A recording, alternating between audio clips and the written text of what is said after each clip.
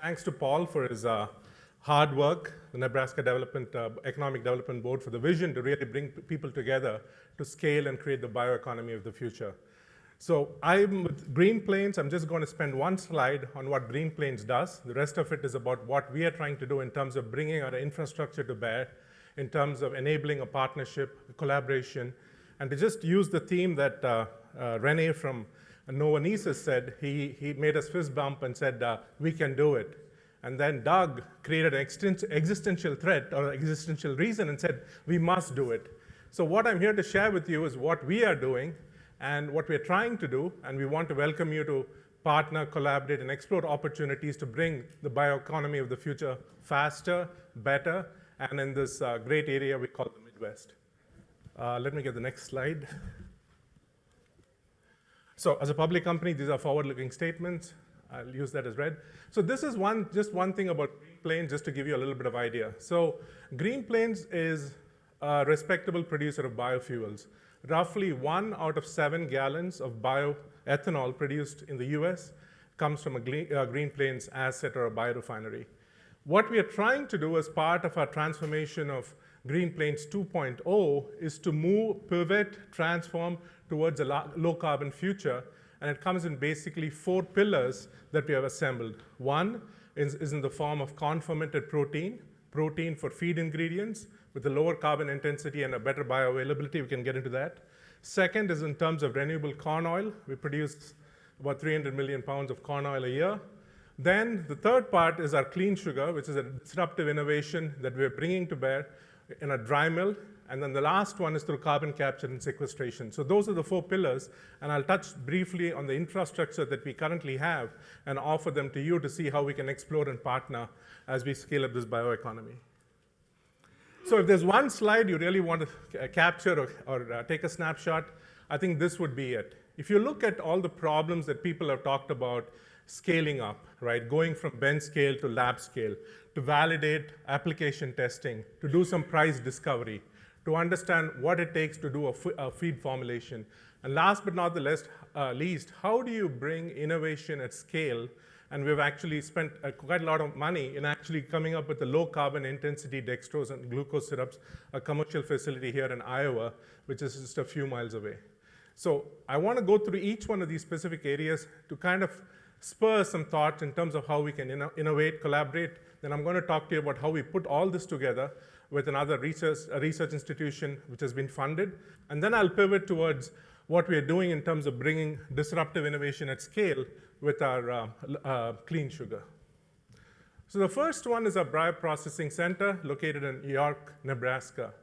We have about 20 people, fermentation specialists, operators, and assets to bear that we're using for our own infrastructure, which basically looks to scale up everything from a lab scale or a bench scale all the way up to a few hundred liters and even a few thousand liters for aerobic fermentation and a few 100,000 gallons or liters for anaerobic fermentation.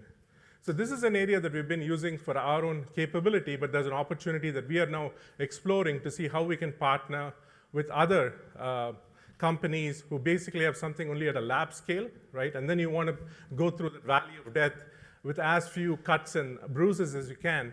And this is something that we currently have at York, which enables us to do that, and we welcome an opportunity to talk to you. I don't know if Dr. Cannon is here, but he's in charge of our R&D group there. So that's an opportunity for us to see what we can try to do together.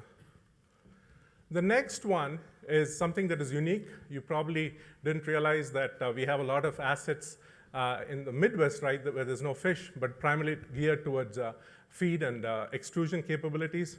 So our innovation center in Omaha, the whole infrastructure is primarily directed towards validating, formulating, extruding, and commercializing any ingredients both the ingredients that we have, as well as those of our partners, to basically get through a rapid, both from prototyping as all the way through price discovery. So I see Dustin, who's our VP of Optimal, he's here as well. So if there are any areas that you think there are opportunities that we can explore together in the areas of bringing to scale novel ingredients, which can be scaled faster and better, we'd be more than happy to explore that. The last one is our recirculating aquaculture systems, which is in Shenandoah, Iowa. So this capability really enables us to scale our ingredients and our feed formulations to actually conduct relatively large-scale trials to really discover how the palatability of that ingredient is, how is the digestibility, and also the feed conversion ratio, the growth rates. So again, I'm just trying to give you the different pieces of the puzzle that we currently have in terms of our infrastructure that we can then unite them together to see if there are opportunities to participate. So let me put all this together and give you an exemplar of what's actually we are working on. Just give me 1 second.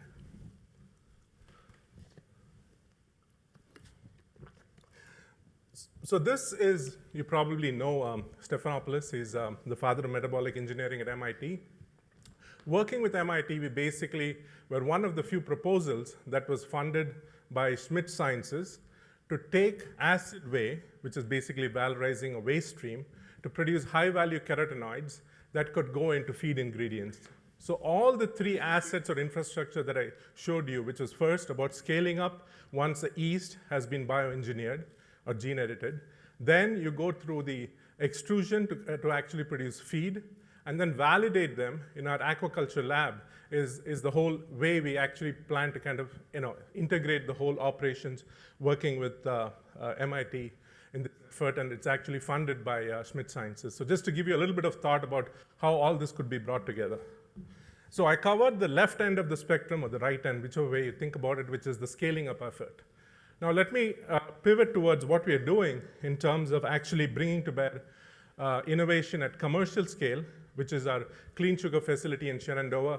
We were initially planning to have you visit that facility, but due to some scheduling issues and some commissioning issues that we had, we could not, unfortunately, invite you, but we'll definitely be sure to do that next year when all of you are here in, back in Omaha. So let's take a step back. If you think about what's needed for biomanufacturing, whether it's a production of biochemicals, fermentation, glucose is really at the core of it, right? So what our innovation really aims at is to make the most sustainable, as evidenced by the lowest carbon intensity of glucose and dextrose syrups that can then power a much cleaner, greener bioeconomy in terms of biomanufacturing. So that's really the premise or the basis for what we're doing in terms of our clean sugar facility. So a little bit of a deep dive. I'm not a very technical person, but I have two experts who are really good at it. So Tim Bauer and Matt Dean, who are here, can also explain that if you're really interested in looking at it from a perspective of being a commercial supply or how we can partner together. So back to the traditional ways of producing dextrose and glucose syrups, primarily revolved around removing one solid from another and having multiple wash steps, right? That, the whole laborious process, if one might call it that, of separating one solid from another with multiple wash steps is what we have targeted and is at the core of our clean sugar technology, which just collapses that chain that you see on the left to really go after the starch, the solids in the starch, in terms of removing them, sacrificing them, and washing them and converting it into dextrose and glucose syrups. So that innovation, which is really very simple, but hopefully you can see is elegant, is also what gets us towards a much lower carbon intensity, or the lowest carbon intensity out in the market in terms of dextrose and glucose syrups.